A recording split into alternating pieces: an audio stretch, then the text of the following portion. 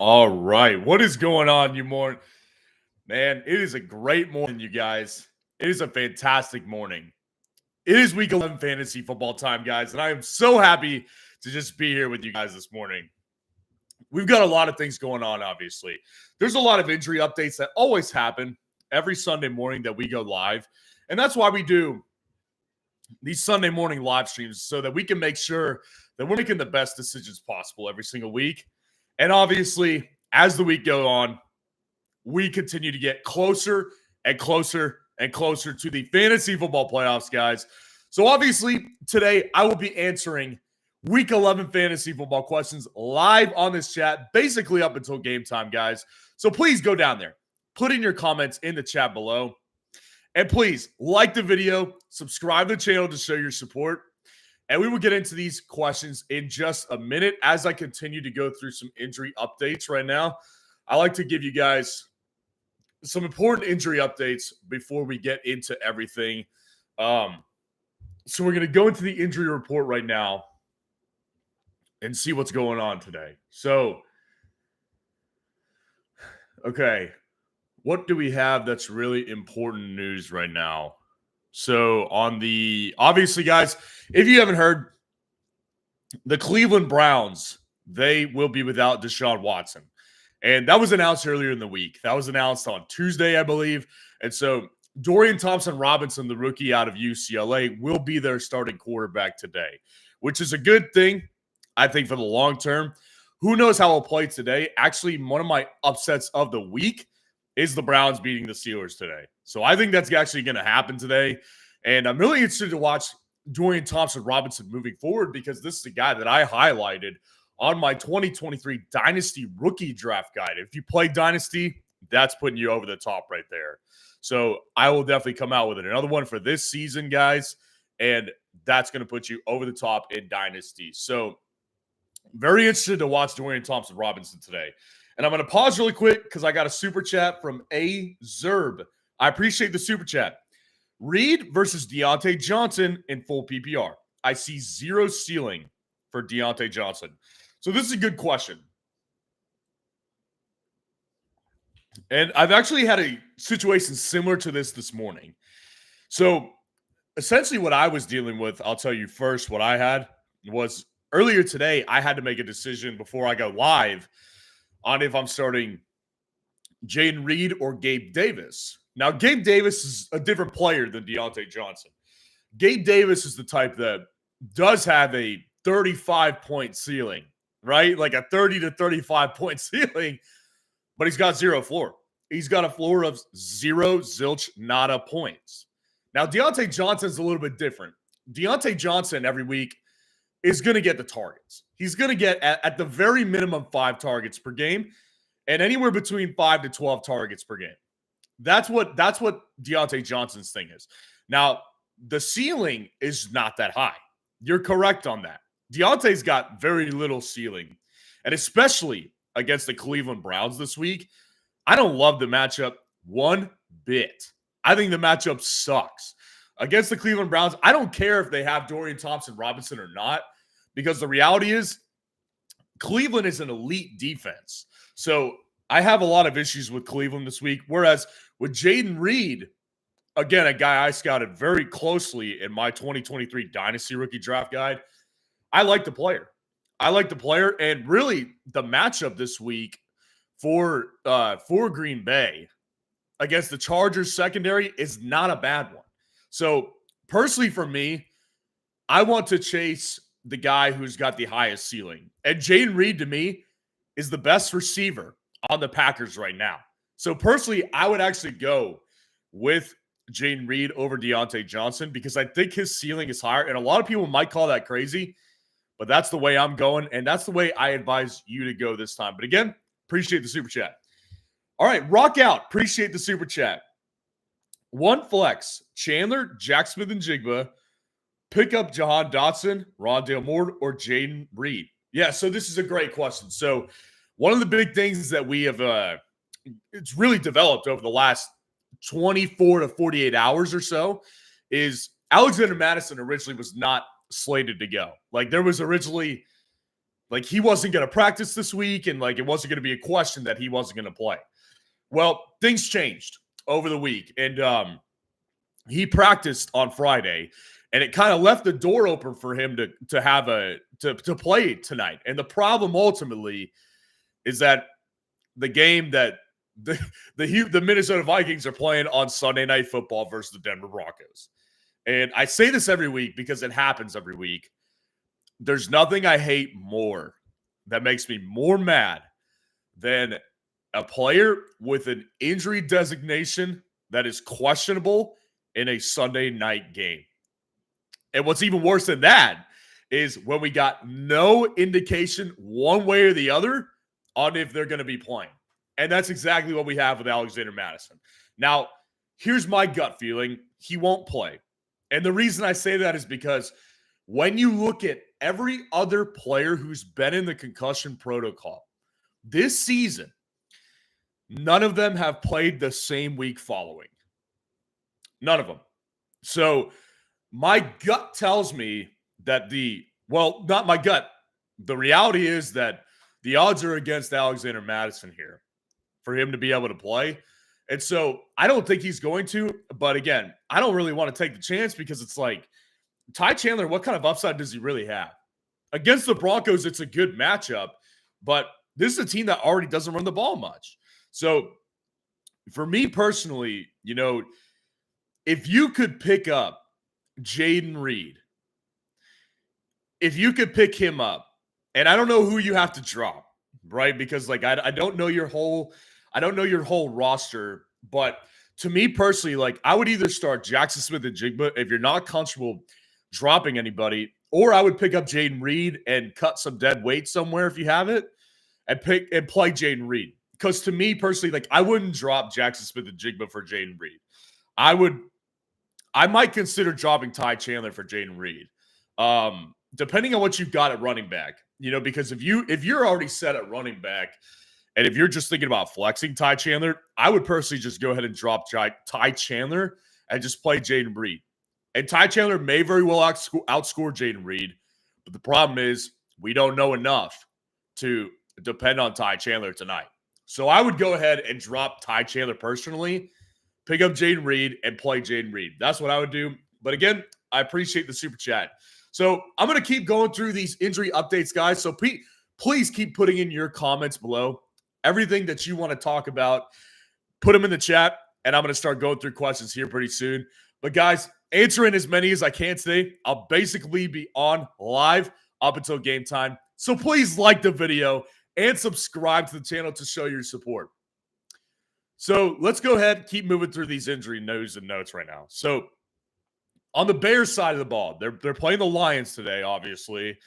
And as it's already a tough matchup, right? Like this is not a matchup that you want to have to deal with Chicago, especially if you got a running back. So the thing about Chicago's situation is that Khalil Herbert comes back into the lineup today.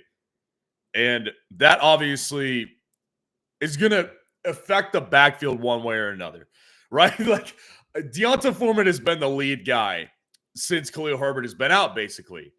And Roschon Johnson, his importance in the offense is kind of just like wafted away into oblivion. So I don't think that Roschon Johnson's really going to be much of a factor right now.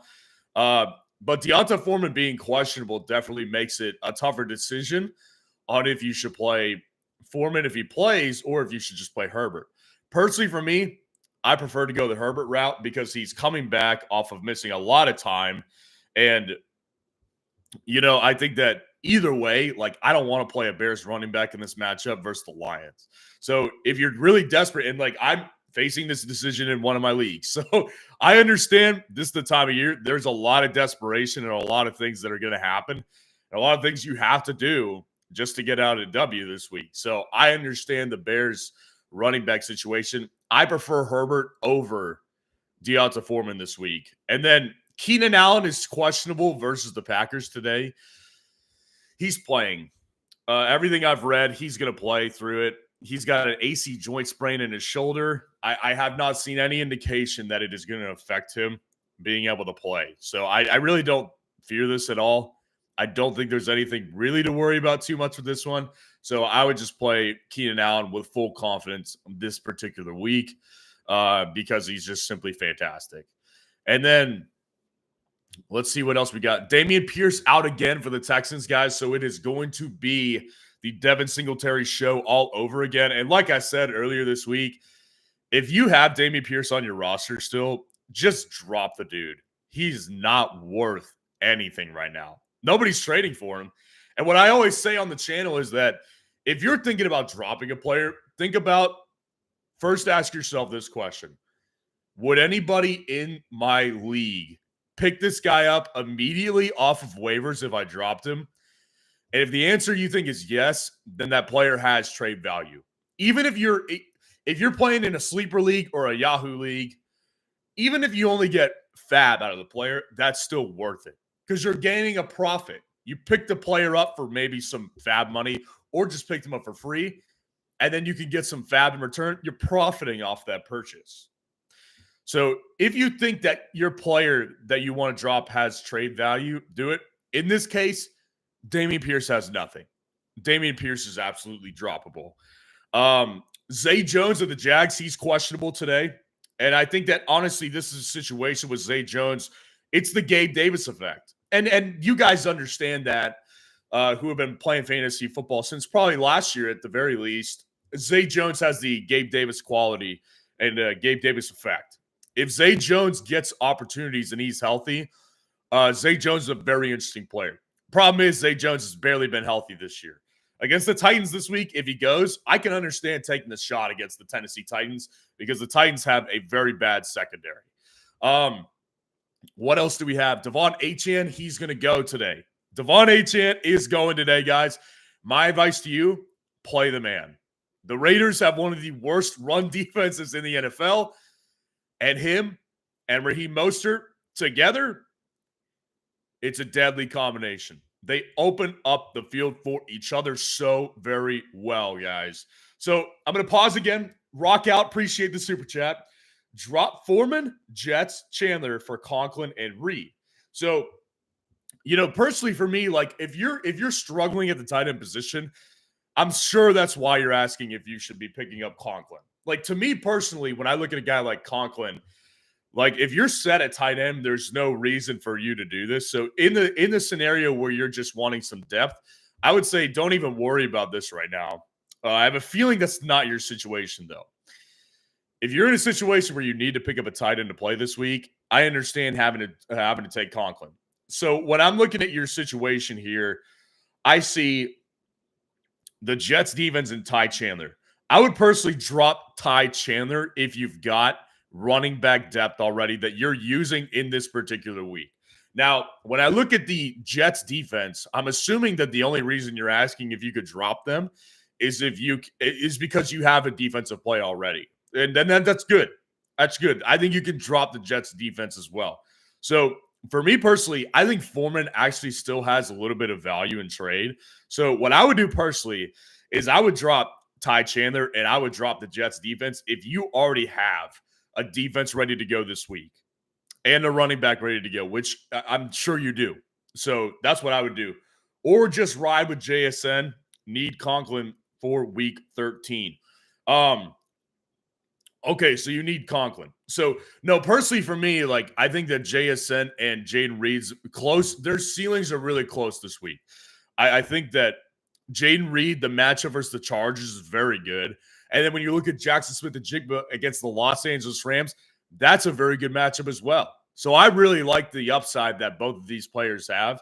I personally don't think that Ty Chandler has much value moving forward once Alexander Mattison is back. So I would personally drop Chandler and just pick up Jaden Reed because I think both Jaden Reed and Jackson Smith-Njigba have more longer-term value for the rest of this season personally.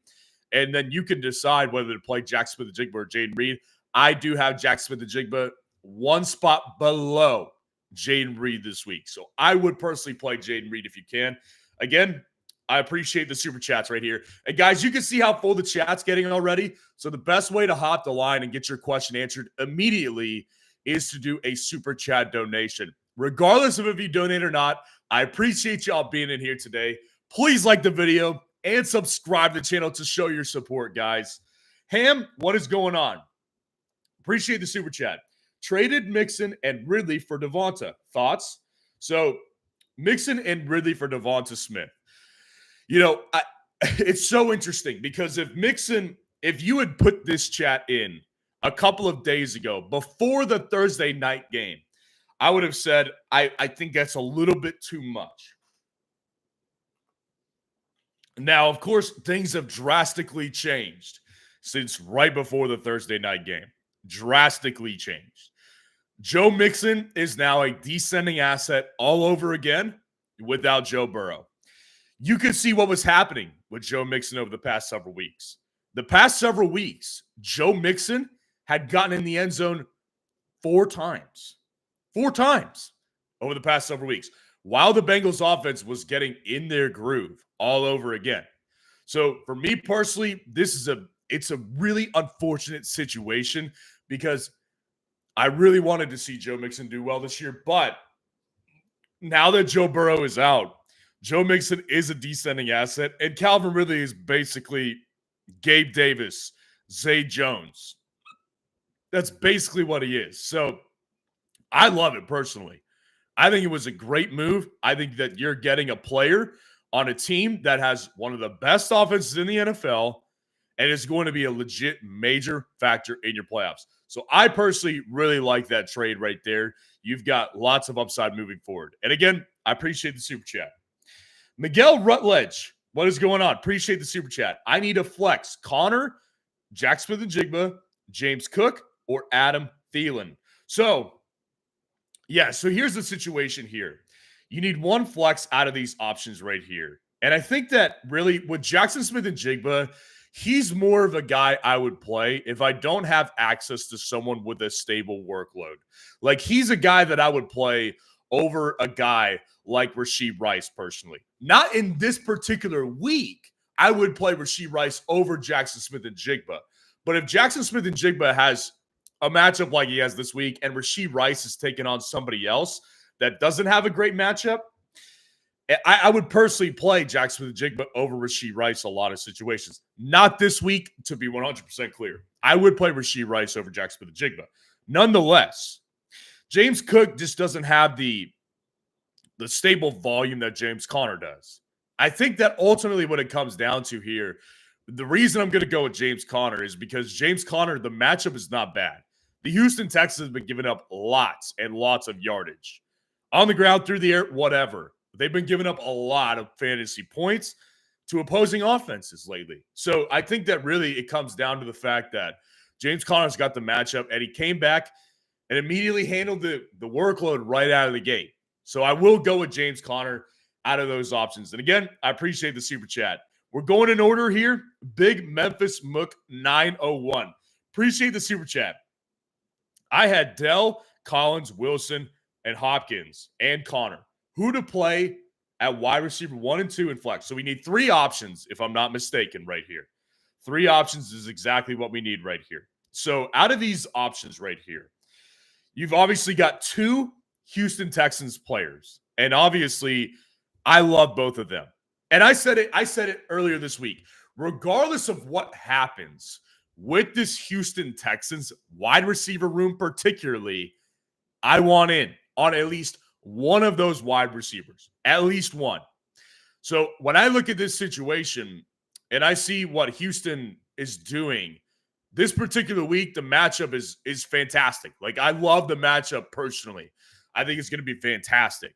Now, when I look at someone like Garrett Wilson, I always have trouble not playing. Garrett Wilson is a great player to play, and I think that ultimately what it comes down to is the fact that Garrett Wilson, the matchup is really not as tough as you may think. It's not. Versus the Buffalo Bills today, this team is honestly in a low-key tailspin. So I don't really fear the matchup here for Garrett Wilson particularly. I would personally play Tank Dell for sure. I would personally play Tank Dell, and I would play Nico Collins. I would play Nico Collins as well.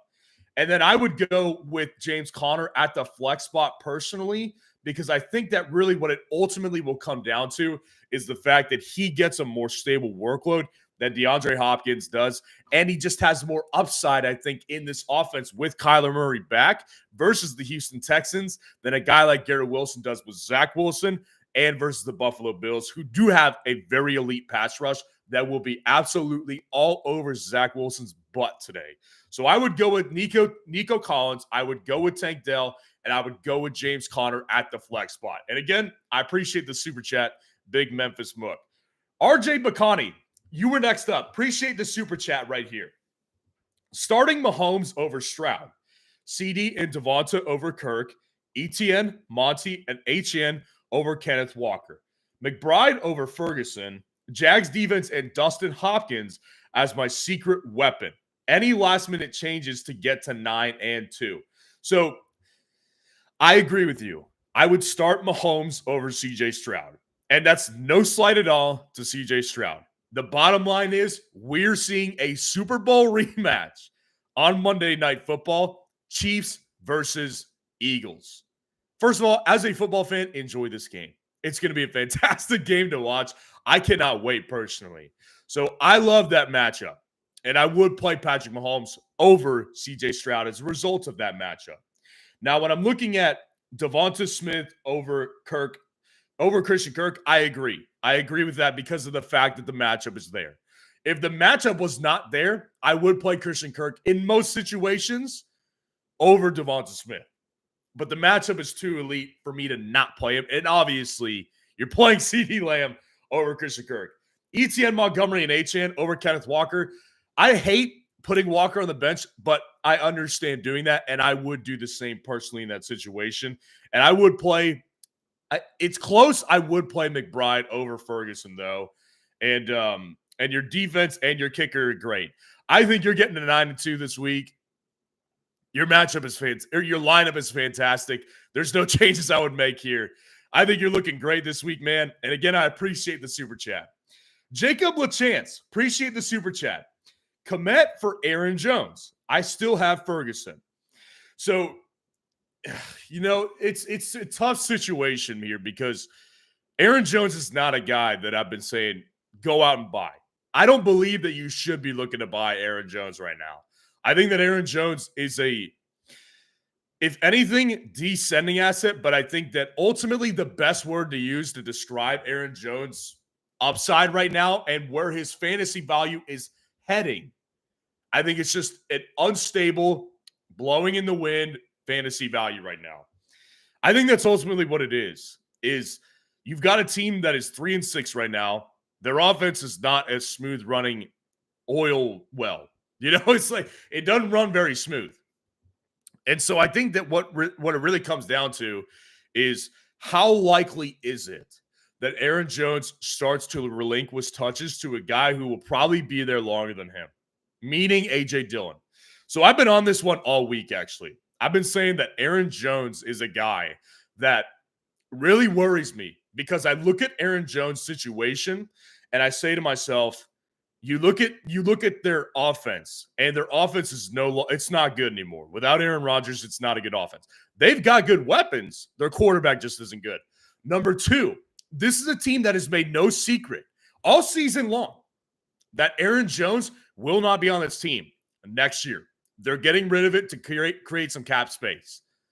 So this team already acknowledges they're moving on from Aaron Jones. Number three, Matt LaFleur, head coach of the Packers, called out Aaron Jones last week in their loss to Pittsburgh.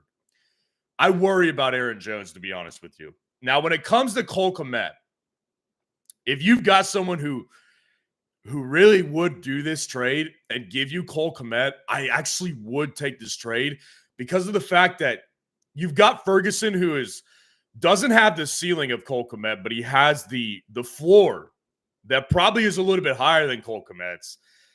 And you don't need two tight ends with one of them sitting on your bench when you have access to a player who really does have upside. He's got upside, but like I said, the value, the floor, it's blowing in the wind right now. I would take a chance if you're just having to give up Cole Kmet. And again, appreciate the super chat. Cynthia Deering, you were next up. I appreciate the super chat. Herbert, Goff, or Murray, full PPR. Okay, so All of these are really good options, to be honest with you, because they're all in matchups that I really, really like. Justin Herbert versus the Packers, I think it's a fantastic matchup. It's in Green Bay. I don't think it makes any sort of difference whatsoever. Jared Goff against the Bears is probably the matchup of the week, but the reality is for me, when I think to myself on this one, Jared Goff may throw the ball for a good amount of the first half. And by the time they're up 28 to nothing or 27-3 at halftime in this game, Jared Goff is not going to throw the ball much in the second half. That's ultimately what I think is going to happen in this matchup. And so that does scare me from a ceiling perspective when I think about Jared Goff in this particular week. And when I look at Kyler Murray, I see a guy who is in a situation where Kyler Murray is coming second week back against the Texans. And while I don't think that Houston's defense is particularly good this year, I do think that their coaching is very good. And so I do have worries about Kyler Murray and his offensive line and just his weapon pool in general. I just don't think that this is a very strong team right here.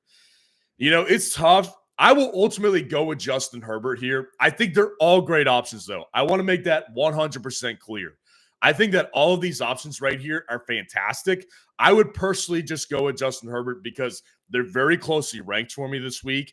I just think that with the Packers matchup, it's just as good, if not better, than all the others. And I do think that the Packers actually might keep this a little bit closer than people think. So I will go with Justin Herbert. And again, I appreciate the super chat. Next up, Twisted Folk. Appreciate the super chat. Full PPR flex. Brown, White, McBride. Thanks for your content. I appreciate it, first of all, for being here. Thank you guys for being here today. I love going live with you guys. Being able to engage with the audience is fantastic. We're growing a good community here at FFN. So, full PPR, if we're only taking one player here. Brown, I'm assuming you're talking about Marquise Brown. Marquise Hollywood Brown, I'm assuming. And if that's the case, you're looking at Rachaad White and Trey McBride. So Trey McBride, I do think, has legit upside. And it's honestly interesting, to be honest with you guys. Trey McBride is a guy that I've gotten lots of questions about this week. And not always for who my tight end play is going to be. A lot of times it's for, should I flex Trey McBride? And I'll be honest with you guys, I have trouble flexing a tight end option a lot because I just don't think that on a week-to-week basis, the upside is there. I mean, there's a reason why tight ends, on average way less points than wide receivers and running backs from a fantasy points per game perspective. It's because their workloads are much more unstable. So I have trouble doing that in that situation here. If it is Marquise Brown that you're talking about, Twisted Folk, I would personally go with Marquise Brown because I think that when I look at the situation here, this particular week against the Texans, I look at last week and I say to myself, that's not exactly what we wanted to see at all from Hollywood Brown. One catch last week, and that was with Kyler Murray back. And a lot of people have asked me this week, like, do you think that Trey McBride is going to have a very stable workload with Kyler Murray? Like, does Kyler Murray prefer Trey McBride over Marquise Brown? And I don't think I'm willing to say that yet because Marquise Brown he had very good games with Kyler Murray last year. So the chemistry has definitely been there in the past. Whether it's here right now, I don't know. I don't know for certain either way. So I'm going to lean on the side of the more explosive player here, which is Marquise Brown. And Rachaad White, the matchup just is not in his favor against San Francisco. The workload is definitely there, but the matchup is just definitely not in his favor. So I would go with Hollywood Brown over Trey McBride in this situation. But again, I appreciate the super chat. Next up was Rock Out. I appreciate the super chat. So drop both Chandler and Jets and pick up Conklin and Reed. That's exactly what I would advise you to do because Chandler, I don't think, has the upside in the long term of the fantasy season as Jaden Reed. This is a player, guys, with Jaden Reed. I want to address everybody listening right now, not just you, Rock Out, and I am addressing you, but I want everybody to understand this. Jaden Reed has legit potential to be a league-winning player this year in fantasy football. Here's the situation with the Packers right now. The Packers do not have a good quarterback. That's no secret to anybody. Also, coming into the season, Christian Watson was viewed as the wide receiver one of this offense. Look how that has turned out this year. He's had a horrendous sophomore slump. Absolutely horrendous. He's been terrible. So Romeo Doubs is always going to be a relatively stable option for the Green Bay Packers. But the reality is he doesn't have much of a ceiling unless he's getting in the end zone. So if he is not making an end zone trip, Romeo Doubs, best case scenario for him is like 5 catches for 40 yards. He needs to get in the end zone. He's not an explosive player. Jayden Reed is the explosion in this offense. This is a very versatile player that, again, I highlighted very, very heavily in my 2023 Dynasty Rookie Draft Guide. In fact, I want to give you guys a little sneak peek of something. If you bought my 2023 Dynasty Rookie Draft Guide ahead of your Dynasty Rookie Drafts, I appreciate your support. And I will be coming out with another one of these heading into next year, so make sure to stay tuned over the offseason. There's a lot of good content still coming over the offseason that will help you win, not only in Dynasty, but for next year in fantasy football. But I want to just give you guys who are live on with me today, because I appreciate y'all so much, I'm going to give you a quick excerpt from my Dynasty Rookie Draft Guide that I did on Jayden Reed. So here's what I discussed with Jayden Reed. Jayden Reed, when you look at my wide receiver prospect model and you take out the film portion, you'd think this guy is a really good prospect. And when you watch him on tape, he has some very interesting characteristics. He's definitely a very versatile player. For Michigan State, he caught deep balls, jump balls, returned punts, and even ran and threw the ball on occasion. He's a very good athlete, but he reminds me more of the Kadarius Toney type of player. Someone who steps into the NFL and is more of a role player than a dominator, which at his draft price would be great to see. I think Jayden Reed is a very interesting player. So I was wrong about the Kadarius Toney comparison. Kadarius Toney is not nearly as good as Jayden Reed. Jayden Reed has proved to me that this guy can legit win leagues this year, because the Packers have no wide receiver that is anywhere near as, as stable as we would like. I think Jayden Reed is the best play right here, longer term. For the rest of the season, I think Jayden Reed is a legit option to be a league winner. So Ty Chandler is definitely worth dropping. And if you've got the defense correct this week, I would just go ahead and drop the Jets, because they will be on waivers for you to pick them up again come Wednesday morning this week. Again, I appreciate the super chat. Coach Simpson, you were next up. I appreciate the super chat. Tough decision. Can only start 2 of these guys: Jalen Waddle, Kenneth Walker, Devon Achane, and Brian Robinson. So the good thing here is that with these types of questions, Coach Simpson, if you come to me with these kind of options, they're great problems to have. And that doesn't minimize the tough decision that you have to make, because without a doubt, it's a tough decision. It's 100% tough. Now, what I love about it personally is that you've got great matchups here. Like Devon Achane's matchup versus the Raiders, it's fantastic. Now, Devon Achane, there is a level of risk you have to take playing Devon Achane this week. There's no question. There's definitely risk involved with Devon Achane. No question at all. So I would take the risk, because the upside is so freaking high from what we've seen and just from the matchup perspective. So I would play Devon Achane for sure. Out of the rest of these guys, Jalen Waddle and Kenneth Walker are the really main 2 considerations here. When I look at Kenneth Walker's matchup, it's phenomenal.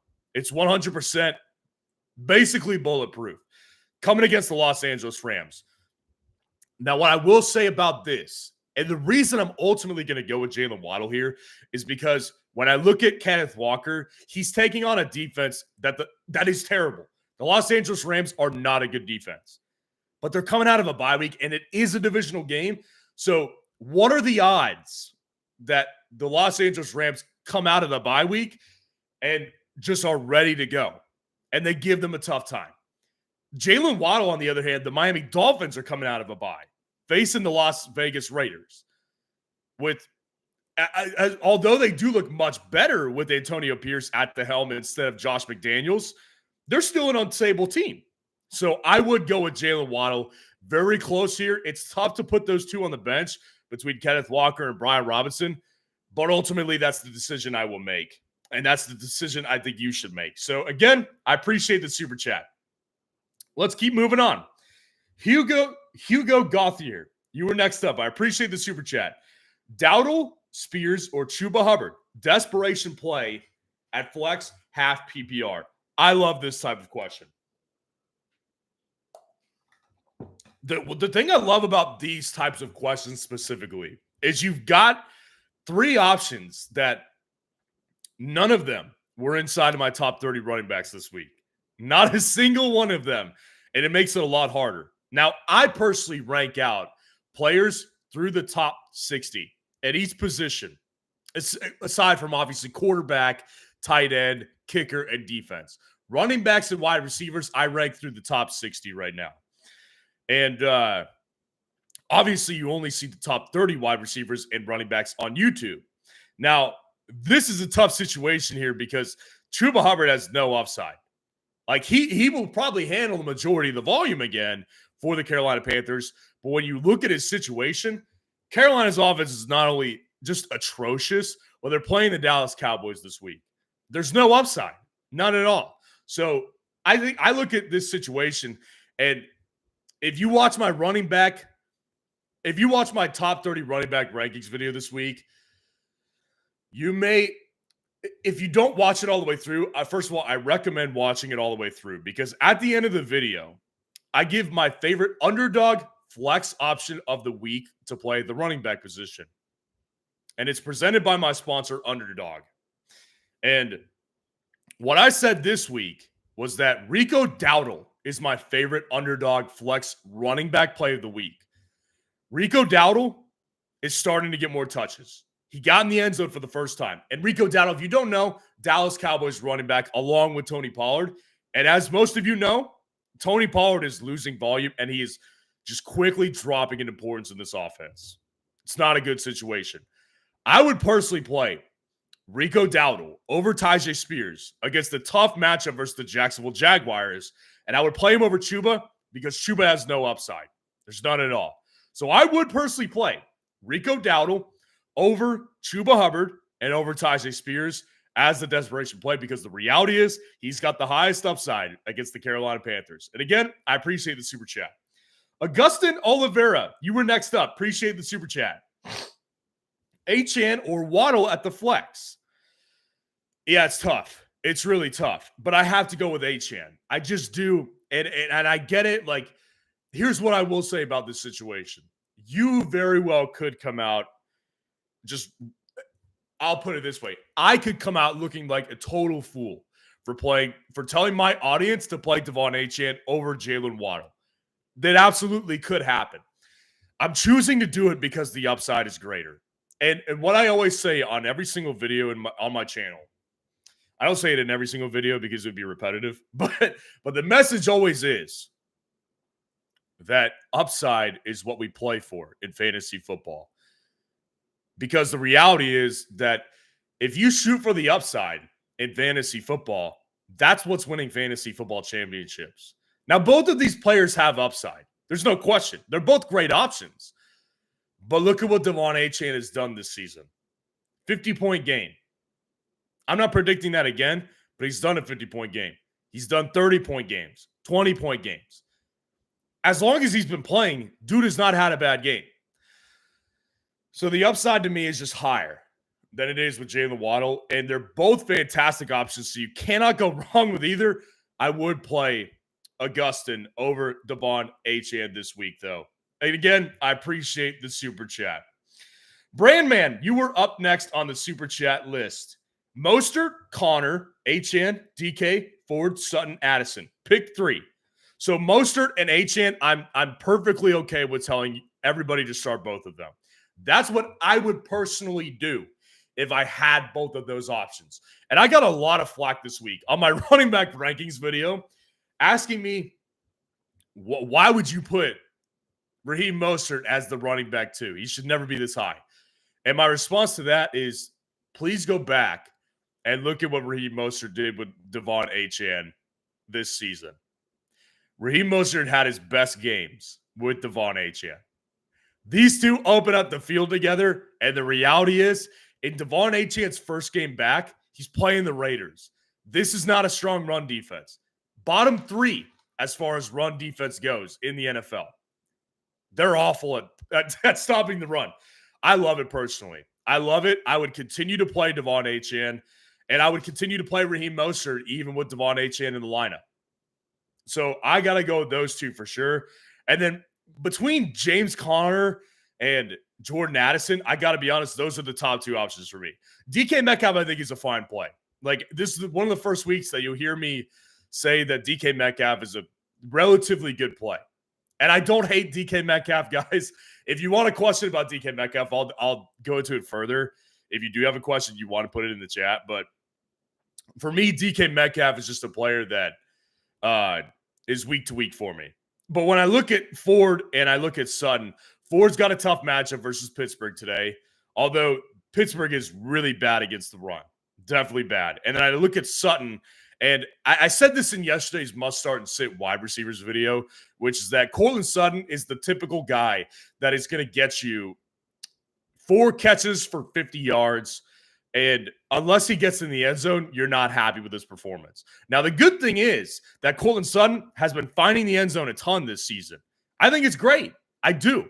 But we have to keep in mind that touchdowns are very unpredictable. While you can't take away the touchdowns that he's gotten this season, because he is a consistent red zone target. There's no question about it.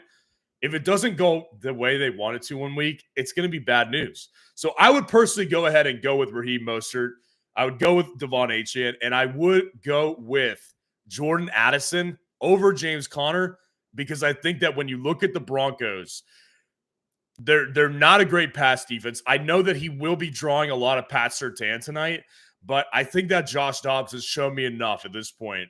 And Jordan Addison has obviously shown me enough at this point to where the matchup is not going to worry me quite as much, because the upside is greater with Jordan Addison. And again, I appreciate the super chat. Hey, Zerb, you were next up. Appreciate the super chat. Murray or Josh Allen? 6-point Jets plus new OC is scary. I totally understand you on that. And I discussed this earlier in the week, and I said, listen, when it comes to the Buffalo Bills right now, they're in a low-key tailspin. Their situation is awful. And I discussed this in several videos this week. Obviously, if you have not heard, the Buffalo Bills fired their offensive coordinator, Ken Dorsey, after their loss to the Denver Broncos. And I said at the time, you know, on paper, it sounds like a really good move, right? It definitely does. But when I look at it and I really address the situation, I say to myself, was Ken Dorsey responsible? If you were watching this game, ask yourself this. Was Ken Dorsey responsible for the 12 men on the field penalty that the Bills got? Was he responsible for the pass interference penalty that the Bills got to put the Denver Broncos in field goal range? No, he wasn't. Now, that's not absolving him of running a bad offense, I think. I think he ran a bad offense. But I do have worries about the Buffalo Bills, regardless of if Ken Dorsey's there or not. With that being said, Josh Allen is simply too elite of a player for me to not endorse playing. That's what it comes down to here. I think that Josh Allen, the player, is just too elite. I think that the matchup versus the Jets, he's going to want to win. That's not absolving him of making turnovers, but the reality is, guys, Josh Allen, it's going to be a really hard day for me to pick Josh Allen to put on your bench in most situations. There's a couple guys I would play him over. And the chance that you have these guys on your team, if you have Josh Allen, is very unlikely. I would play Mahomes over Allen. I would play Jalen Hurts over Allen. And that's about it. That's about it. I need to see more from Kyler Murray. And Josh Allen, to me, still has a great ceiling. I will play Josh Allen. And I got to be honest with you, it's going to be a while before I'm not able to play him. But again, I appreciate the super chat. Pipe down. You were next up. Appreciate the super chat. I'm hurting losing Goddard. Should I trade Pollard and him for Hawkinson if the guy takes it? I have Swift, Achane, Khalil Herbert, and Hunt left over if I do it. So you're obviously in a tough spot losing Dallas Goedert. And I honestly don't know when we'll see him again, if at all during the regular season. And obviously that's a problem for your fantasy football playoffs. To be honest with you, when you've got a guy like Tony Pollard and you could send a guy like him for Hawkinson straight up, I don't think that's enough. I got to be honest here. Because what I'll say on that note is that when you look at that opponent that has TJ Hawkinson on your league, make sure to look at what his running back situation is.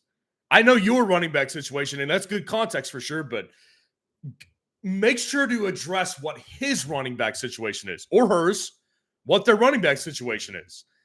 Because if they're hurting at running back, and Pollard is a key piece in that trade, then you need to take advantage of that. You need to take advantage and say, I'll give you this, but I need, in addition to Hawkinson, I need a running back like James Cook. I need a running back like Aaron Jones. I need a running back like Kyron Williams. That's what I would do personally. I would take the opportunity because I always want to advise my audience to look at fantasy football trades and make sure you're not leaving out any negotiation. Do it in a respectful way, but make sure to make it clear that, here's how you have the power in a trade. You have the power in a trade if someone is gunning for a specific player and that player is the piece of the trade that they want. You have the power.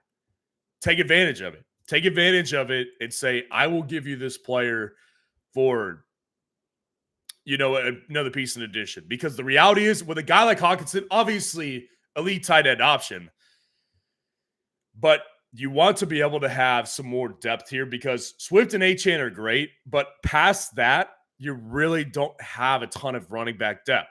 So that's what I would do personally. I would say go into this trade.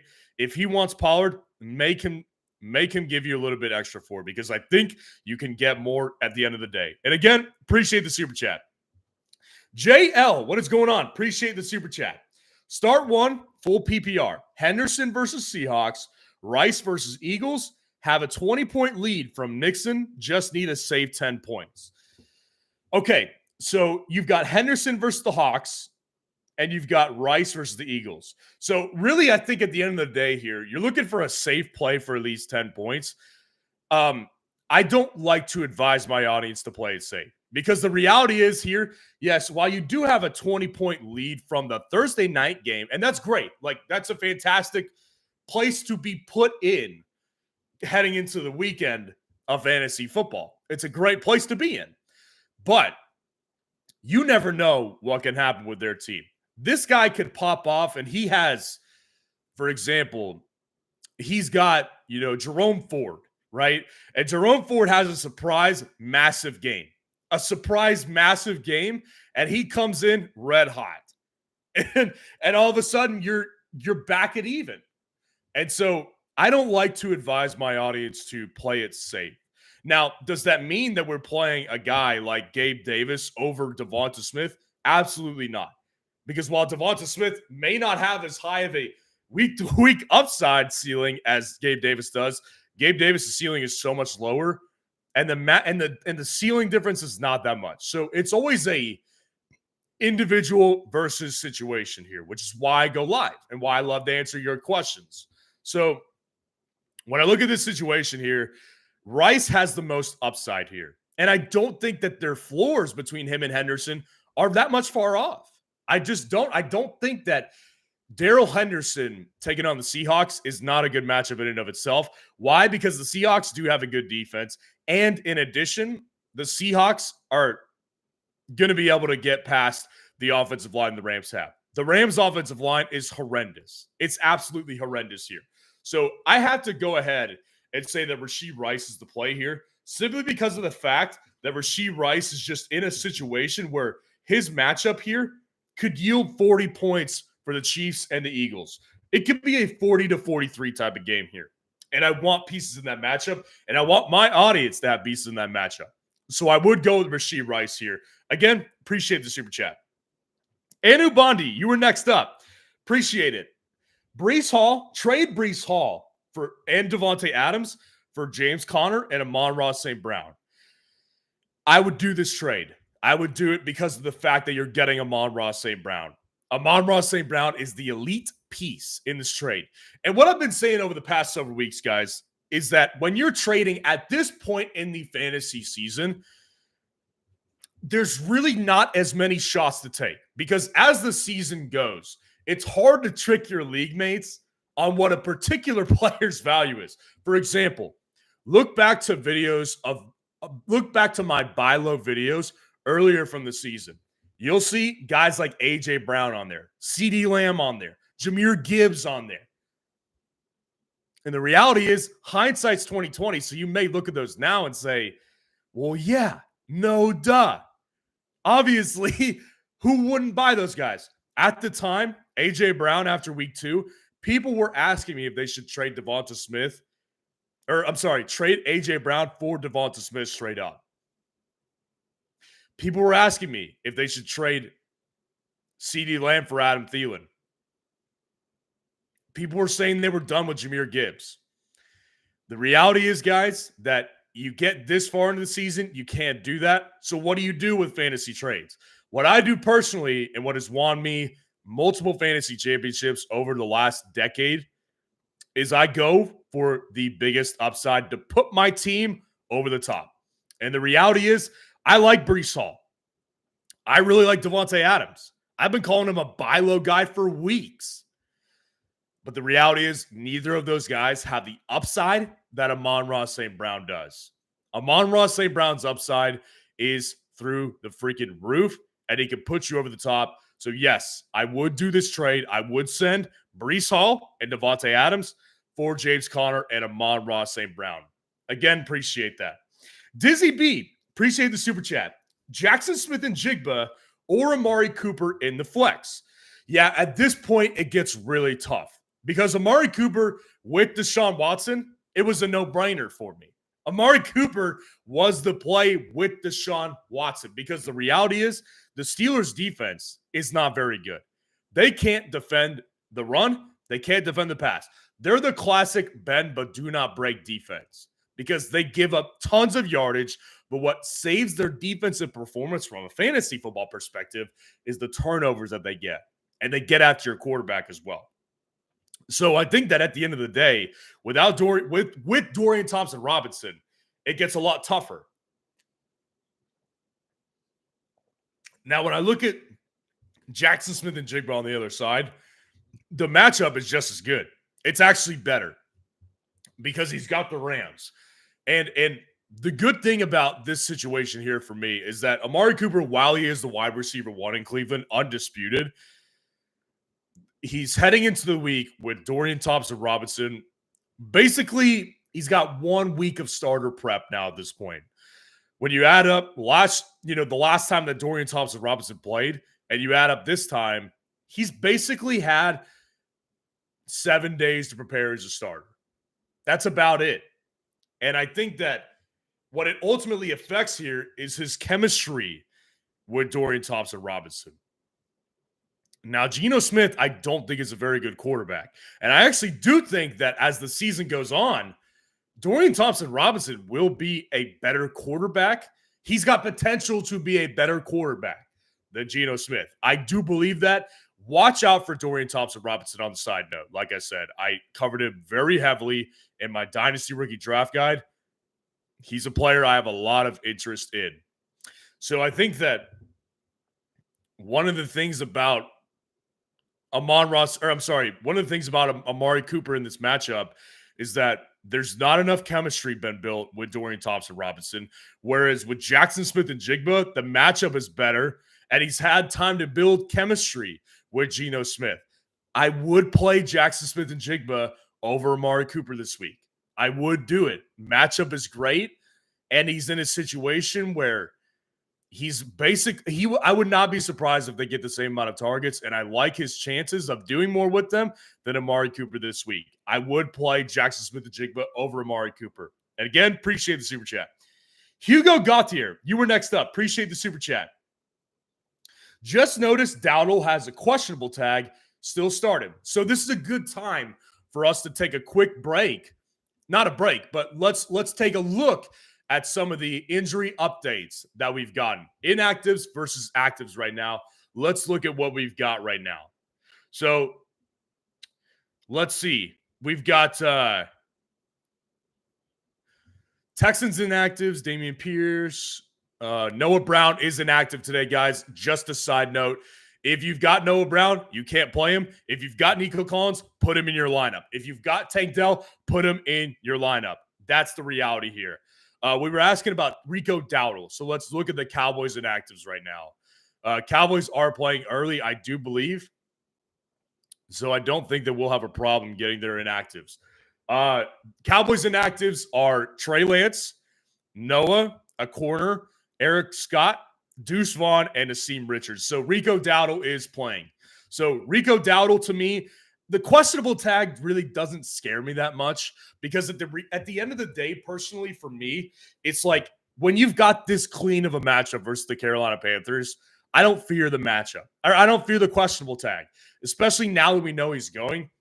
And the reality is that this is a type of game that Rico Dowdle has so much more upside in because the matchup is so perfect. And like I said, I do think that he's got a chance to get in the end zone maybe twice this week. Honestly, it would not surprise me.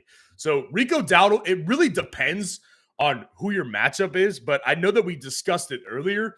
And if I remember correctly, your options were Chuba Hubbard, Rico Dowdle, or Deonta Foreman, if I'm not mistaken. No, it wasn't Deonta Foreman. It was I don't remember who it was, but I do remember picking Rico Dowdle over those guys, and I would continue to do that. So yes, the questionable tag does not scare me for Rico Dowdle because now we have information that Rico Dowdle is active and playing. So I would go ahead and do that. The Mad Capper, appreciate the super chat. You were next up. Pick 2, running back and flex. Connor, White, Puka, White, and Warren. So I'm assuming that you just repeated Rachaad White twice, which is okay. I just want to make sure that we're on the same page here. Okay, so when I look at these two running backs, or when I look at two running backs here, Connor is definitely going to be one of them. James Conner, the matchup against the Houston Texans, is ideal. And he's also in a situation where the offense's upside has been raised by Kyler Murray. So I don't have a problem with playing James Conner at this point. When I look at Rachaad White versus Jaylen Warren, I would play Rachaad White because I think that when you look at the matchups, they're basically just as tough. Cleveland taking on the Pittsburgh Steelers, and the Pittsburgh Steelers run offense has looked better with the timeshare that Jaylen Warren and Najee Harris are now sharing. But the reality is that it is a timeshare. Jaylen Warren was named the starter for the Pittsburgh Steelers, but he was named the starter last week before the game, and he still shared the backfield with Najee Harris. That's just the reality here. So Najee Harris is still sharing the backfield with Jaylen Warren, and vice versa. Rachaad White is getting 20-plus opportunities per game. So when I look at it, it's an opportunity thing here. And Rachaad White always does really have capability of making a big play through the air because he gets targets. Jaylen Warren does not get those. Not as much of a consistent basis as Rachaad White does. So yes, I will go with Rachaad White over Jaylen Warren. So I'll have Connor and then White as my two running backs. And I'll play Puka over Jaylen Warren because I like the upside with Matt Stafford back in the fold. So I'll go Connor, I'll go White, and I'll go Puka over Jaylen Warren. Again, appreciate the super chat. Nathan Hilton, you were next up. Appreciate the super chat. Channel is growing. Awesome, man. I appreciate you being in here, man, and I appreciate you guys helping the channel grow, guys. On a side note, please like the video and subscribe to the channel to show your support. Keep up the amazing work. Puka and Kirk trade for Diggs. I got Hill, Evans, Rice, and Brown for wide receiver depth. So when you say Brown, I'm wondering if it's Marquise Brown or Noah Brown. Because when I look at Puka and Kirk for Diggs, yes, I would make this move.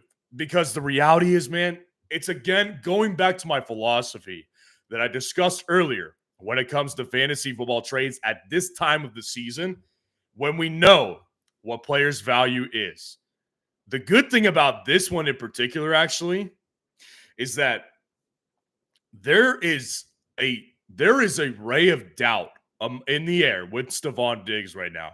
It's sort of like the Devontae Adams situation right now, but not to that extreme level. It's not at that level because Stephon Diggs hasn't had that many bad games. But there is a level of uncertainty in the air in the fantasy community with Stephon Diggs. So if you can make it happen, I would take this trade because it goes back again to my philosophy with trades and what has won me dozens and dozens of fantasy championships over a decade stretch, which is that when you get it to this time of the season, you make trades that put your team over the top at one position specifically. And this position particularly, if you get Hill, you've got Tyreek Hill. You've got Mike Evans. If you can get a Stephon Diggs to put in the mix there, you're putting your team over the top. So, yes, I would do that particular trade. And again, appreciate the super chat. Powerhouse, you were next up. What's going on? Appreciate the super chat. Half PPR, Quentin Johnston, Rondale Moore, Jackson Smith-Njigba, or Ty Chandler. Okay. Again, this is a really good one as well. So when I look at these options right here, Quentin Johnston is someone that I'm never excited to tell my audience to play. The reality is that this guy, what his ceiling has shown us so far, 6 catches for 70 yards and a touchdown, which is not bad. Like, that's not a bad ceiling, but it's just not very high. And his floor is 0. When I look at a guy like Jackson Smith-Njigba versus him, yes, Quentin Johnston has the better quarterback. The matchup is just as good for both of them this week. And the reality is that Jackson Smith-Njigba's floor is higher than Quentin Johnston's is right now. Quentin Johnston still has that 0-point floor. Jackson Smith-Njigba does not. He does not have a 0-point floor anymore. He's got a 5 to 6 point floor, which isn't fantastic, but the upside is just as high as Quentin Johnston's is. Rondale Moore is not in consideration. It's actually surprising to me how many Rondale Moore questions I've gotten this week. And not that I don't understand where it's coming from, but one game is not enough for me when it comes to Rondale Moore. And I get it. Rondale Moore had a legit week last week. He had a legit week with Kyler Murray back. So I understand where people are coming from. The reality is, though, that with Trey McBride, with Marquise Brown is going to rebound, and I don't think that that's going to be in Rondale Moore's favor. So I don't trust Rondale Moore and telling my audience to play him, that's for sure. And then when I look at Ty Chandler tonight, there's too much uncertainty. And so really it's between Jackson Smith-Njigba and Quentin Johnston. And I personally prefer Jackson Smith-Njigba because the reality is that Jackson Smith-Njigba has a higher floor than Quentin Johnston, and their ceilings are identical. So I will go with the guy who has the higher floor in that situation because the ceilings are exactly the same. So I will go with Jackson Smith-Njigba. And again, appreciate the super chat. Next up was Football de Noche. Appreciate the super chat. Ty Chandler or Tyjae Spears this week and rest of season. Yeah, so this is where it gets a little bit interesting here. Ty Chandler versus Tyjae Spears tonight, or today. Tyjae Spears taking on a divisional opponent versus Jacksonville. Basically the type of guy that is going to get you at most 12 to 15 opportunities. But again, that's at most, and that's best case scenario. And that's also a situation where it's going to be very unpredictable. Very unpredictable. Because with the Will Levis takeover, he's seen a drop in work. His importance in the offense has become less and less. Last week, he had a little bit of a rebound week when it comes to volume, but it has not been stable.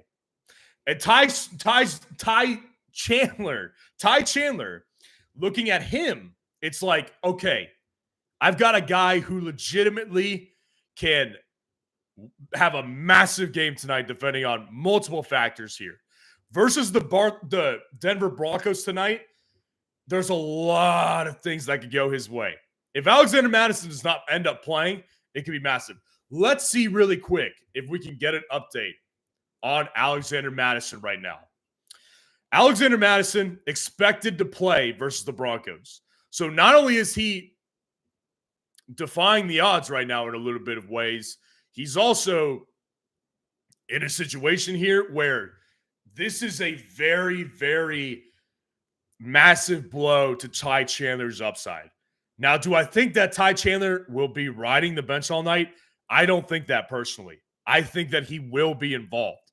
But when I look at this situation here and I look at the matchup upside for both of these players, it's so close, but I'm going to go with the upside. And I think that Ty Chandler versus the Denver Broncos does have a lot of upside, even with Alexander Mattison there, because of the fact that while Alexander Mattison very well might be active and playing tonight and suited up, Ty Chandler, I would expect to have at least the same amount of opportunities as Tyjae Spears does. And if that's the case, the matchup is better for Ty Chandler. So it might sound risky. I think the upside is there. I would go with Ty Chandler over Tyjae Spears. Again, appreciate the super chat. Impossible. Appreciate the super chat. You were up next here. Who to start? Half PPR, you're 4-6. It's a 1 quarterback, 2 running back, 2 wide receiver, 1 flex league. Kyler Murray or Justin Herbert? Let's answer that question first. So Kyler over Justin Herbert, I would go with Justin Herbert over Kyler Murray. Matchup is just as good for both of them. Reality is Justin Herbert's been a very safe, consistent player with the upside that Kyler Murray has. Then we're going to look at running backs. Pacheco, Brian Robinson, Henderson, Ty Chandler. So I need to start 2 of those guys. Pacheco is a no-brainer. The matchup tomorrow night versus the Eagles, it could be a 43-40 type of game.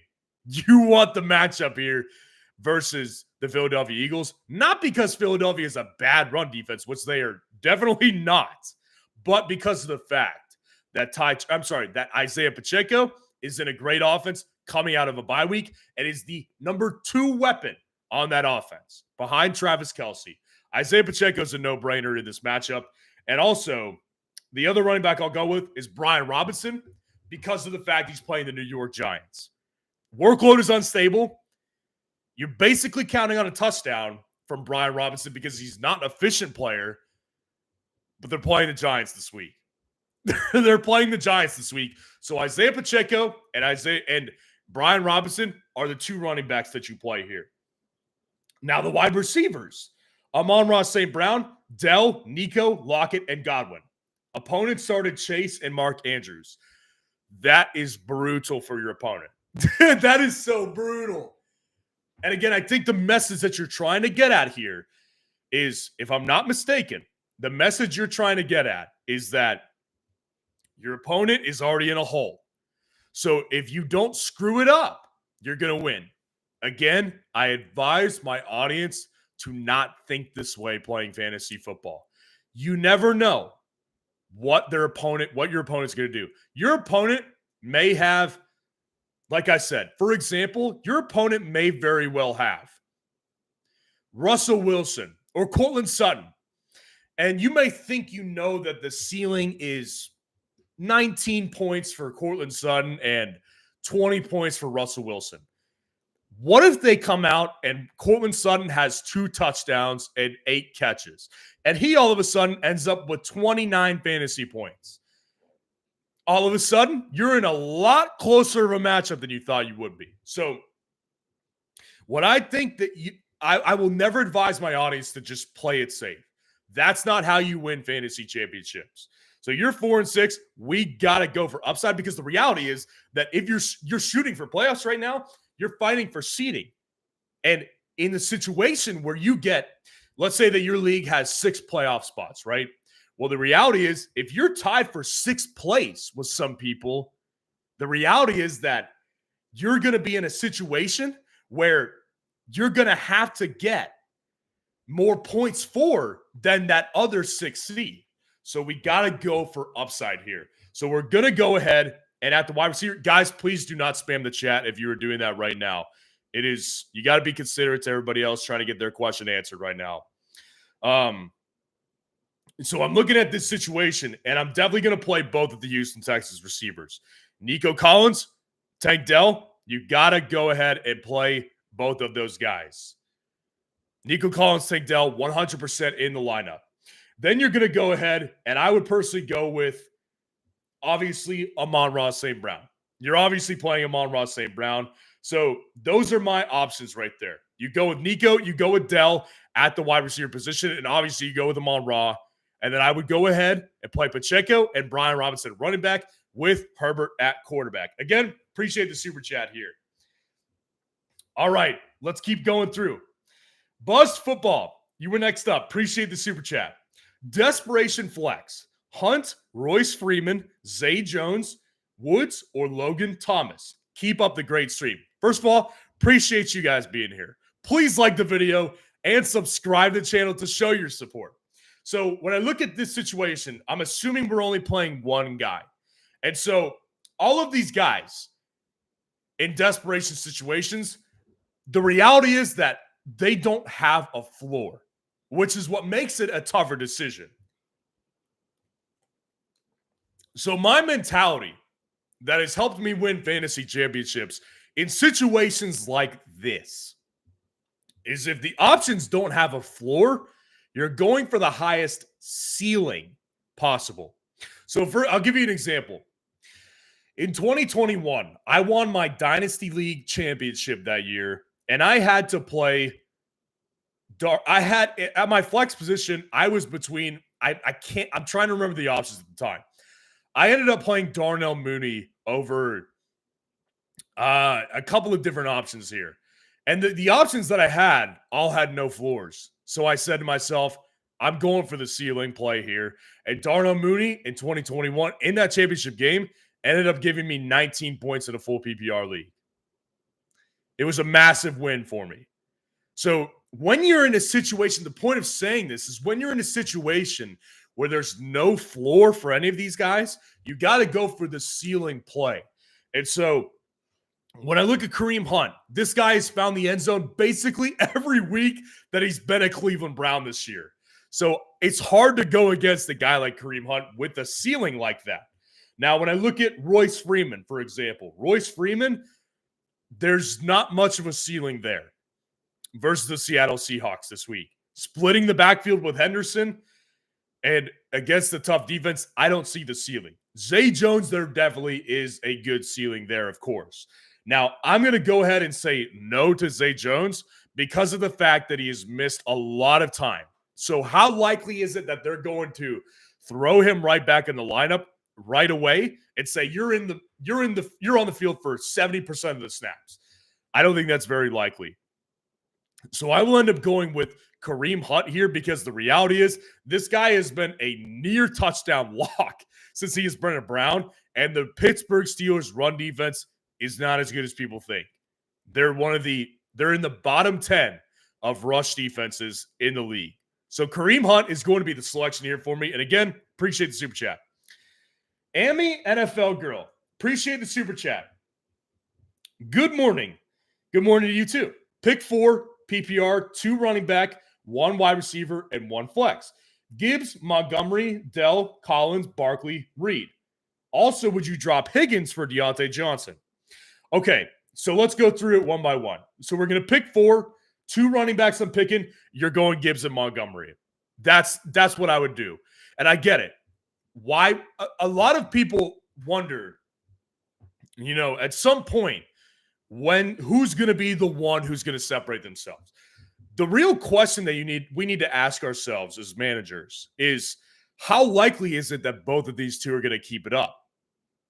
And the reason I say to ask that question is because when I look back to what my prediction was in the offseason for these 2 running backs, I said that David Montgomery would be the guy who is the better fantasy back at the end of the year. Now, with David Montgomery having 2 injuries separately this season, Jahmyr Gibbs has established himself. And not only that, but he has done the most important thing to ensure his value for us as fantasy managers. He proved to Dan Campbell that he deserves to be on the field. Dan Campbell, after David Montgomery's return, said about Jahmyr Gibbs, he has established his role in this offense. He has shown me toughness, and he has shown the ability to provide lots of big plays for this offense. That's what we want to hear from a NFL coach, because that ensures job security. And the reality is that both of these players have a great matchup versus the Bears today, and they're running behind a top 3 offensive line. I would play both of these running backs here. And then, at the wide receiver position, I've gotten a lot of questions this week about why I still prefer Nico Collins over Tank Dell, and I'll tell you why. Nico Collins has had his fair share of big games as well as Tank Dell. Now, when I look at the numbers and not just the numbers, guys, when I watch the games that the Texans are in, the Texans have more big plays coming from Nico Collins than they do from Tank Dell. And that's backed up by numbers. Nico Collins almost averages about 100 yards per game with like 4 to 5 receptions. Tank Dell, I really like the player, but I still do think that he needs more volume to provide as much upside. Now, they both have upside. We're splitting hairs here. I'm splitting hairs here because I'm trying to get my audience to understand why I do prefer Nico over Tank Dell. That being said here, I'm playing, again, both of these guys over Jaden Reed and over Saquon Barkley. So I would go ahead and play Gibbs and Montgomery and Tank Dell and Nico Collins as those options right there. And then would I drop Higgins for Deontay Johnson? It's really unfortunate because obviously if you were asking me this before Thursday, I would say there's no way. There's no way. Obviously, so much has changed. No more Joe Burrow means no more T. Higgins upside. Deontay Johnson doesn't have much upside, but at least he's got a stable quarterback. I have to do it. Yeah, I would drop T. Higgins for Deontay Johnson.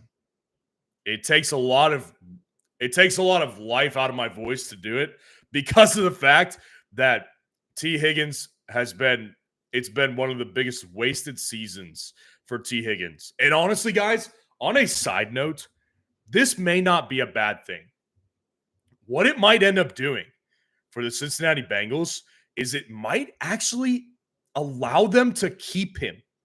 Franchise tag this guy and have him come back again with a healthy Joe Burrow. That is the thing I am watching out for certain. For certain here. So it could end up being a positive thing. Just wanted to say that. But yes, I would drop T. Higgins for Deontay Johnson. And again, appreciate the super chat. Football de Noche, you were next up. Appreciate the super chat. Chandler, Tyjae Spears, or Rico Dowdle, pick one. That's where I would go with Rico Dowdle. I would go with Rico Dowdle here because I think the matchup upside is better than Tyjae Spears against the Jacksonville Jaguars. I think that there's more potential for him to get more touches than Ty Chandler because of the fact that Alexander Mattison is back in and the Vikings don't run the ball that much. The Cowboys do run the ball. They just don't always use Tony Pollard when they do it because Rico Dowdle's getting more involved, and he found the end zone last week. I would go with Rico Dowdle over Ty Chandler personally. While they're very close, I think that the upside is actually really close. I prefer Rico Dowdle because I think that the Cowboys are going to hammer the Panthers, and I think that there's a large chance that Rico Dowdle finds the end zone again in this easy of a matchup because when he found the end zone last week, he was taking on the Giants. The matchup is just as good this week. So I will go with Rico Dowdle over Ty Chandler. Nathan Hilton. Sorry, I have Noah Brown. Okay, let's go back up to your question to make sure I'm answering this correctly. Okay, Noah Brown. Yes. Yeah, Noah Brown is a good option for sure. But the point still being on your question, Nathan, that I would advise you to go ahead and try to trade for Stephon Diggs because I think that that's going to put you over the top at a very important position, and that's what we want for the fantasy football playoffs to win you a championship. Again, appreciate it. Miguel Rutledge, what's going on? Appreciate the super chat. Would you drop Jackson Smith and Jigba for Brandon Cooks sitting on waivers? Yeah, I would not drop Jackson Smith and Jigba for Brandon Cooks. And I'll tell you why. Jackson Smith and Jigba, I view as an ascending asset. He's a first-round rookie for the Seattle Seahawks. Tyler Lockett is getting older for the Seattle Seahawks. The direction that the Seahawks are moving appears to be in Jackson Smith and Jigba's favor. Now, this is more futuristic talk after the season. And I understand we're talking about this season. But it matters for this season because they want to continue to get him more involved. When I look at a guy like Brandon Cooks, he had one big game. One. And it's bigger than any game that Jackson Smith and Jigba has had. I'm not taking it away from him. But the reality is that I can't trust Brandon Cooks on a weekly basis because he's shown nothing besides last week. Nothing. So I have to go with Jackson Smith and Jigba because I think his longer-term upside for the season is still intact. And what I have said about Jackson Smith and Jigba since the offseason, I have said this guy has serious league-winning upside. And I still believe that right now. I got to go with Jackson Smith and Jigba over Brandon Cooks. I would not drop Jackson Smith and Jigba for Brandon Cooks. Big Dog Pound, appreciate the super chat. Flex 2 in full PPR. Tank Dell, Nico Collins, Calvin Ridley, Sam Laporta. Okay. Yeah, there's lots of these questions today about Nico Collins and Tank Dell. It's actually interesting how many of you in the chat right now have both Nico and Tank Dell. Like I said, I still prefer Nico Collins over Tank Dell. And I just got into it, so I won't reiterate it right now. But, in most situations, I say to flex both of these guys. But Sam Laporta is the one that really shakes things up. Calvin Ridley, not consideration for me. I'd take Tank Dell. I'd take Nico Collins over Calvin Ridley in a heartbeat. It's not a question for me. So, really, Sam Laporta is the one who really gets it really ruffles the feathers here.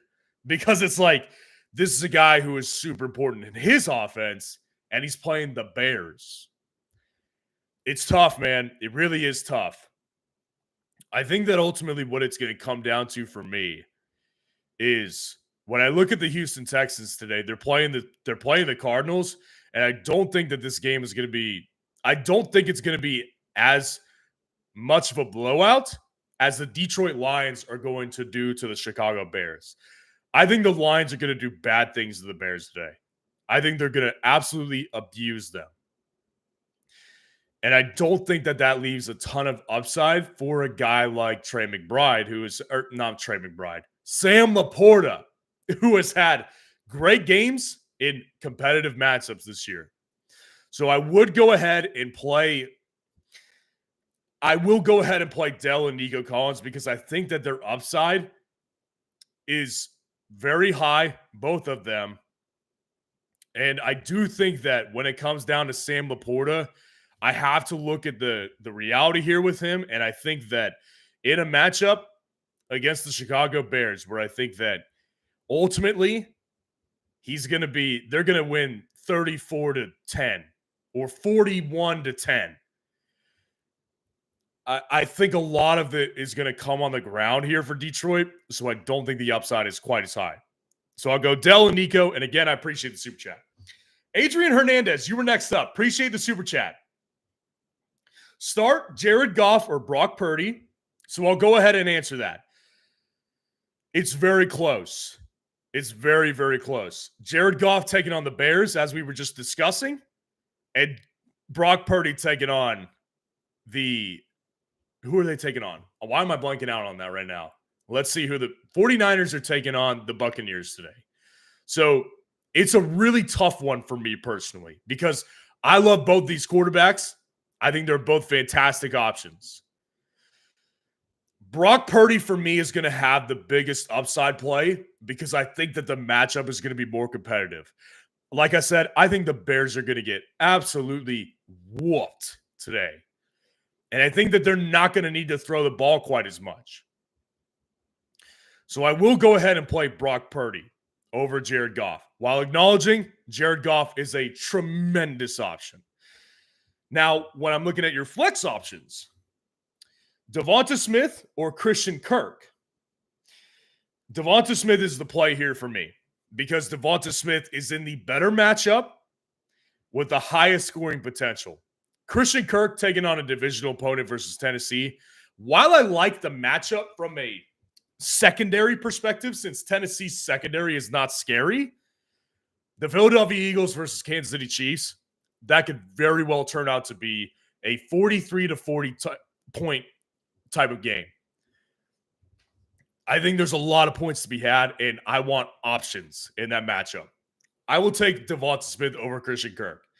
Jets defense or Lions defense, I'll go with the Lions because, like I've said, I think the Lions defense is going to abuse the Bears. Because here's what I want to discuss this really quick. When I've gotten questions about the Lions defense this week, it's always in relation to Justin Fields. And I want to address something. Justin Fields is the better quarterback than Tyson Bagent. Between him and Bagent, it's not particularly close. Justin Fields is more athletic. He's got a bigger arm than Tyson Bagent. He's more mobile. There's a lot more that he can do that Tyson Bagent can't. Does that mean Justin Fields is a perfect quarterback? Absolutely not. Of course it doesn't. Because the reality here with Justin Fields is that he turns the ball over a lot. Interceptions, forced fumbles, fumble recoveries by the defense. Justin Fields, the turnover machine at Detroit, is going to get after this guy. He hasn't played in like a month and a half. And the injury he had was to his thumb. How stable is his thumb right now?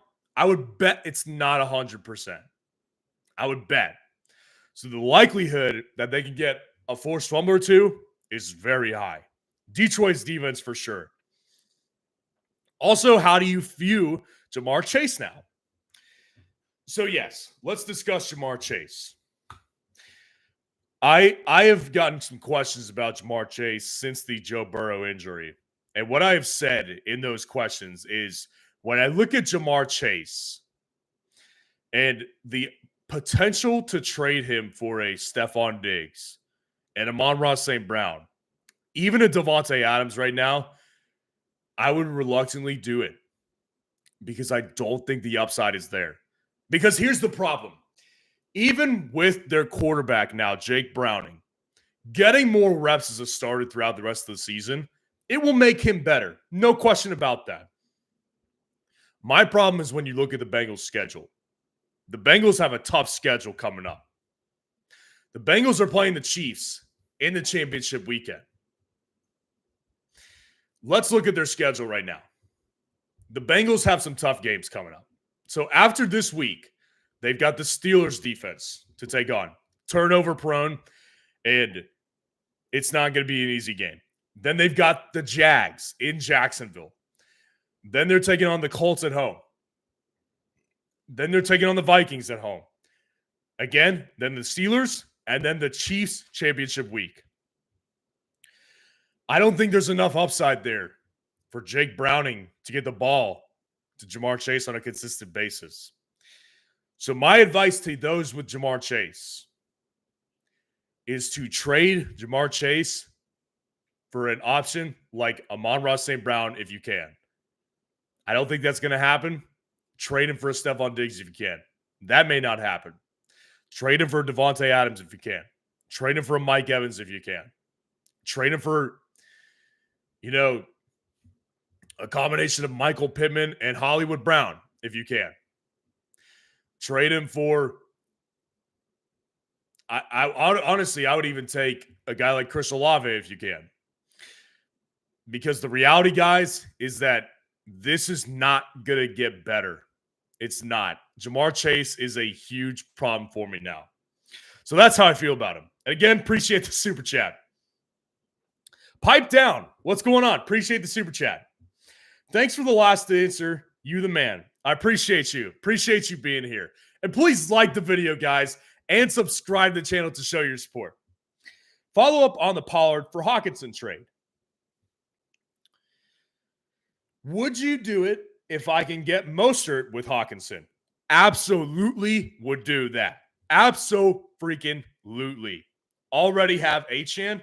No. Here's the thing, and I discussed this earlier on this live stream. Raheem Mostert with Devon Achane has had his best games. Devon Achane with Raheem Mostert has had fantastic games. Those two can be paired together. They can. I would absolutely take that trade. If you can get Raheem Mostert with TJ Hawkinson, 100% do that. 100%. I would love that trade so very much. And I advise you to make that trade. That's a great move. I appreciate the super chat. Monica's Fields of Dreams. Appreciate the super chat. You were up next. Pick 2. Half PPR, Jackson Smith-Njigba, Romeo Doubs, Henderson, Christian Watson, or Rondale Moore. So when I look at guys like Jackson Smith-Njigba, as I discussed earlier, Jackson Smith-Njigba has the floor of about 4 to 5 points, maybe 6. He's getting around 5 to 6 targets per game and catching the ball for 3 yards and 40 or 3 catches for 40 yards sometimes. That's about his floor. His ceiling is about 16 to 15 points in half PPR. So I don't think that the ceiling is super high, but your options here, as I've discussed earlier, is no floor. No floor options right here. Romeo Doubs, his floor, it's about the same as Jackson Smith-Njigba's. His ceiling is a little bit higher because of the fact that he's found the end zone more than Jackson Smith-Njigba, and the matchup is just as good today. The matchup for Jackson Smith-Njigba is cake. The Rams defense is tremendously bad. They're awful. So Romeo Doubs, on the other hand, is in a matchup versus the Chargers defense, and they're good at run stopping, not good at pass stopping, though. So the matchup is good. When I look at Henderson, he's sharing the backfield with Royce Freeman, and he's taking on the Seahawks. Not much of a ceiling there. Christian Watson has no ceiling right now. None. He's been atrocious. I can't advise my audience to play Christian Watson until I see at least, I'll consider him after one good game, but in the reality, I can't tell my audience to play him until I see at least 2 good games. Because here's the problem. He's had tremendous matchups that he's done nothing in. It's disgusting, actually. Makes me mad. Makes me mad when I tell my audience to play a guy like that and he's done nothing. The reality here is that he doesn't have much upside. Rondale Moore, I still don't think has much upside week to week. I think it's going to be a Marquise Brown game today. And I think Rondale Moore will suffer as a result of that. So I would go Jackson Smith-Njigba and Romeo Doubs because I believe that those 2 players have the highest ceiling out of the 5. And again, appreciate the super chat. Follow-up. Fields or Love or Hail Mary and pick up Dorian Thompson-Robinson? No, I would go ahead and play. Let's walk through. So Justin Fields is coming back after missing about a month and a half versus the Detroit Lions. I think they're going to get crushed today. What he has on his side is rushing upside. I'll be honest here with you guys. The Chicago Bears situation with Justin Fields is so muddy to me that it makes me worried about playing him because there's been a lot of reports about him, the Bears staff not loving him, not loving his decision-making, and then he comes back and says, well, the coaching makes me robotic. There's been a lot of back and forth nonsense that's happened between the Bears and Justin Fields this season. And I don't like that. It's a distraction to the players, and it makes them play worse for fantasy football. I have a problem with that. So it's hard to play Justin Fields today, but the upside is certainly higher than Jordan Love's. Jordan Love's upside is always capped by the fact that he completes less than 60% of his passes, and at most he's going to complete 270 yards and have a couple picks with it. There's not much upside here with Love, and I would take Fields' upside over his. Dorian Thompson-Robinson, I'll tell you what I would do here in your situation, Monica, is I would go ahead, drop Jordan Love for Dorian Thompson-Robinson right now. What I would personally do, I would start Fields over Dorian Thompson-Robinson this week. But as I have said, I do believe that Dorian Thompson-Robinson has a legit chance to be a fantasy league winning type of player. I've discussed this over the live stream and over the past several weeks. Dorian Thompson-Robinson is a guy that I highlighted very closely in my 2023 Dynasty Rookie Draft Guide. For those of you who are live right now, I want to give you guys the opportunity to hear one of my excerpts on Dorian Thompson-Robinson in my Dynasty Rookie Draft Guide, because I was big on this guy coming out of the draft. I personally think that he is a very interesting player that has a lot of upside in fantasy football. The longer time that he has to prepare as the starter in this offense, I think there's a lot of opportunities here. So here's what I said about Dorian Thompson-Robinson, who was my number 6 quarterback in the 2023 class. Dorian Thompson-Robinson has lots of qualities that display fantasy upside.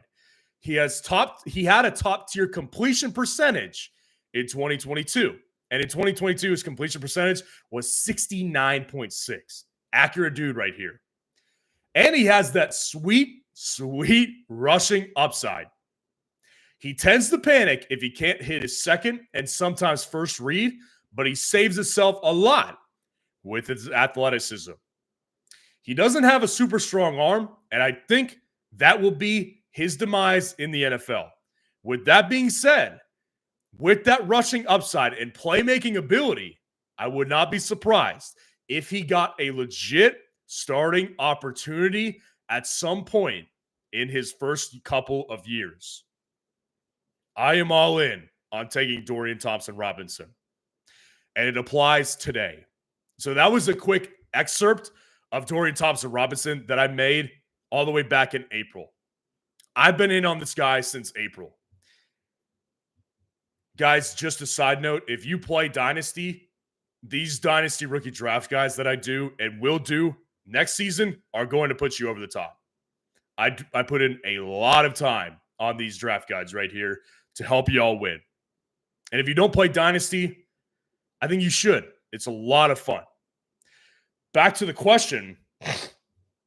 The reality is it applies to this question because picking up Dorian Thompson-Robinson is going to give you a better potential to yield more returns than sticking with Jordan Love, because we already know what he is. He doesn't have much upside. Dorian Thompson-Robinson has legit upside because he's on a better team, passing behind a better offensive line, and the weapons are arguably not that far off. So I would personally start Fields over DTR today, but I would drop Jordan Love to get DTR. Appreciate the super chat. Brian F., appreciate the super chat. You were next up. Full PPR, pick 3. Adams, Puka, Terry, and Waddle. I would play Adams for sure. Devontae Adams is definitely going to be in my lineup. 14 targets last week, playing the Miami Dolphins this week. I believe that upside is going to grow. Antonio Pierce said after the game, I'm not stupid. Of course, we're going to be targeting Davante Adams and getting him the ball. That shows me that they're committed to getting this guy the ball. Got to play Davante Adams was one of them. Now, when I look at Puka Nacua versus Terry McLaurin, I would play Puka Nacua. The divisional matchup versus the Seahawks, I do think is not particularly great as it is for Terry McLaurin, but the upside has been higher with Matt Stafford than it has been for Terry McLaurin all season. Terry McLaurin's upside is about 16 points. Puka Nacua's, even with Cooper Kupp, 20 to 30 points. I can't advise you to play Terry over Puka. And the last guy, obviously, is going to be Jalen Waddle. In that matchup versus the Raiders, great matchup. Coming out of the bye, looks healthy again. Jalen Waddle for sure. So I would go Jalen Waddle, I would go Davante Adams, and I would go with Puka Nacua. Todd D'Ambrosio, you were next up. Appreciate the super chat. Hey, man, wanted to say thanks for all your advice this season. Well, thank you for being here. I appreciate you being here. You guys are a fantastic community. I love you guys. Love going live with you guys as well. The Foreman cause saved 2 weeks for me. Rough week again. KJ, Foreman, or Rico at the flex full PPR. So with KJ, I'm assuming you're talking about KJ Osborne. So KJ Osborne tonight, obviously playing the Broncos. The matchup is not bad, especially when you consider the fact that Jordan Addison is probably going to be followed and shadowed by Pat Surtain tonight. That plays into it a lot for sure. So when I look at this situation here, I look at a guy with Rico Dowdle who's got the matchup upside that I've been talking about. The possibility of this guy getting in the end zone at least once is pretty, I would say, not that low. And the matchup is fantastic. So I look at this and I say Rico Dowdle, better matchup than Deonta Foreman. Deonta Foreman also, let's get an update on Deonta Foreman. Deonta Foreman was listed as questionable coming into the game, but I would like to see if we can get an update on Deonta Foreman. Deonta Foreman heading into this game questionable, and Khalil Herbert has already been ruled to return to this game. So there's not much upside anyways, even if he plays. And he is active in this game. I think Rico Dowdle is a better play over Deonta Foreman. I think that with KJ Osborne, it's a toss-up for me. I'm going to go ahead and play Rico Dowdle.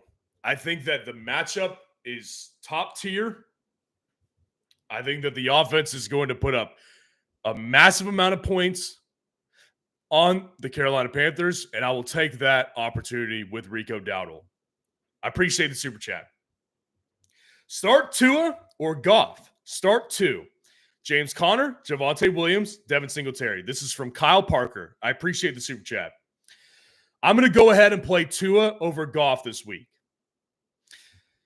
So I will be playing Tua over Goff because the matchup versus the Raiders, I think, is going to be a little bit more competitive than the matchup for Goff will be. I think that this is going to be an interesting game to watch, actually, for the Dolphins versus the Las Vegas Raiders.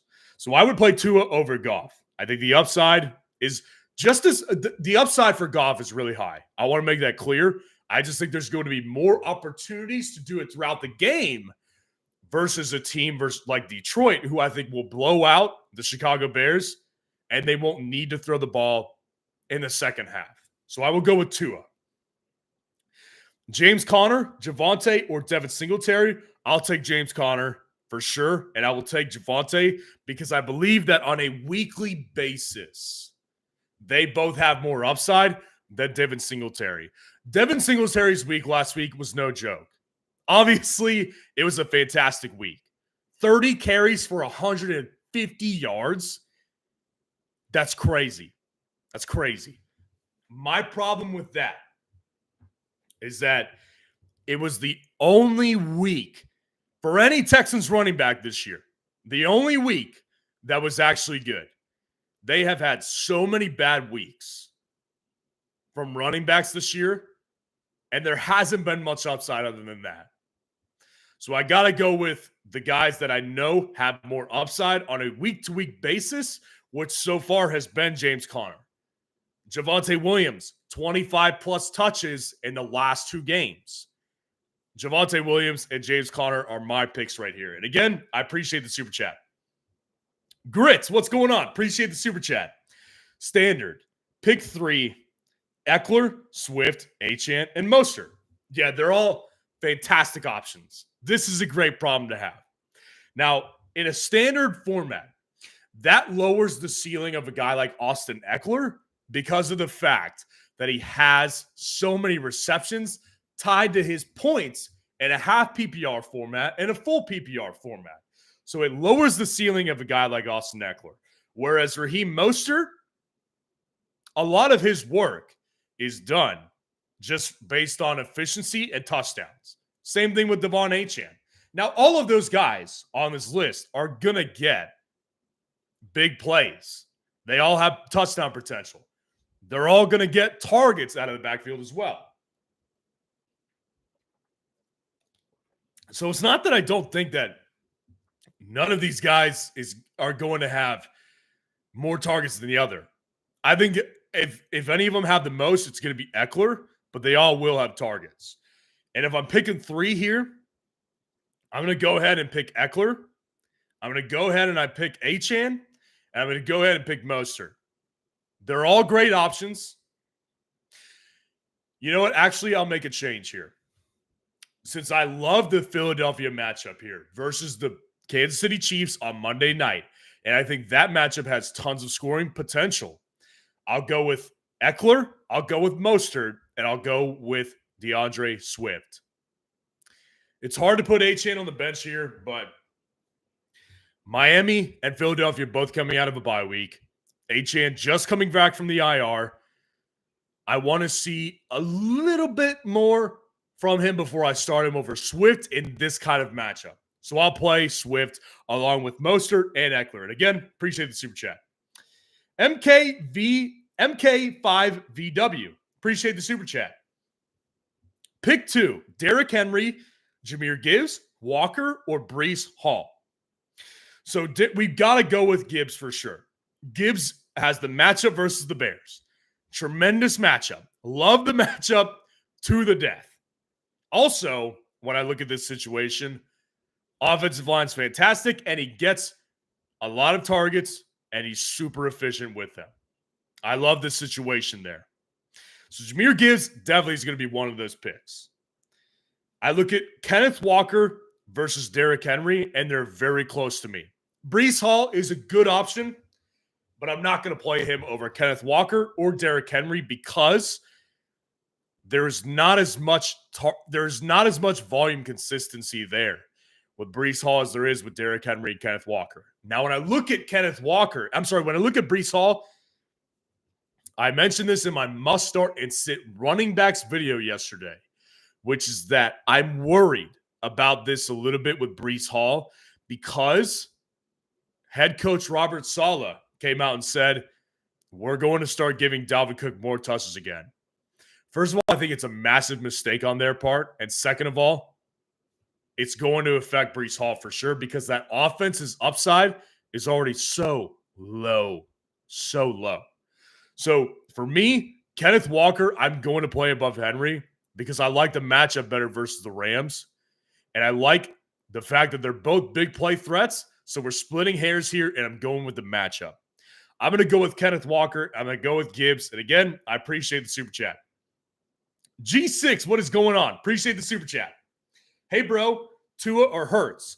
I'll go with Hurts here because Hurts' matchup is more high upside scoring potential than Tua Tagovailoa has. I'll go with Hurts, and I will go with Achane over Aaron Jones in a full PPR league. I think that Achane, regardless of if it's full PPR, half PPR, standard, Achane has more upside than Packers' Aaron Jones do. I'll go with Achane, and I will go with Jalen Hurts. Again, appreciate the super chat. Jero Carcamo, appreciate the super chat. Who would you bench for Achan half PPR league, 12-man, 3-flex league? McLaurin, Ford, Barkley, Nico, or Addison? I would go ahead and bench Jerome Ford for Devon Achan. I think that Terry McLaurin has a little bit more upside against the Giants than Jerome Ford does in a split backfield versus the Pittsburgh Steelers. That's my hunch right there. But the bottom line being, you absolutely have to get Achan in your lineup. So definitely got to put Achan in, and that's the move I would make. Avi, what's going on? Appreciate the super chat. What's the price for Jamar now with Joe out? Yeah, I think that when we discuss Joe Burrow being out and the effect that it has on Jamar Chase's fantasy value, there's no secret to most people who are paying attention that Jamar Chase's value drops. Now, the question ultimately, I could tell you what I think that Jamar Chase would go for. I think you could get a guy like Mike Evans for Jamar Chase. I do think you could get a guy like Nico Collins for Jamar Chase. I think you could get possibly a Chris Olave, a Devontae Adams for Jamar Chase. Ultimately, it will come down to what your league views him as. And this is where I say that knowing your league mates is very important when you're discussing fantasy trades. Because when I look at a situation with Jamar Chase, if you know someone in your league who is obsessed with Jamar Chase, obsessed with the Bengals, the chances that they'll give you more than he's really worth are higher. So I think a good starting point for his value on a trade market is going for a guy like Nico Collins, Chris Olave, Devontae Adams, Mike Evans, Michael Pittman, I think is in that group as well. I think going for one of those guys is a good start. But if you know someone in your league who is a Jamar Chase lover, a Bengals lover, go above market and try to get an Amon-Ra St. Brown. Try to get a Stephon Diggs. Try to get a Keenan Allen. The likelihood of that happening is lower, but I do think that a good starting point is those guys that I named. I appreciate the super chat. Jonathan Castillas, I appreciate the super chat here.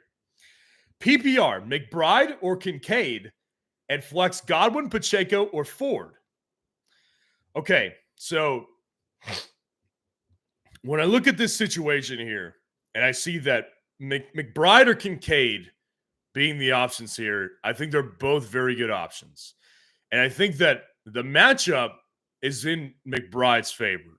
Now, my thing about McBride versus Kincaid is I think there's been more consistency there with Kincaid than there has been with McBride.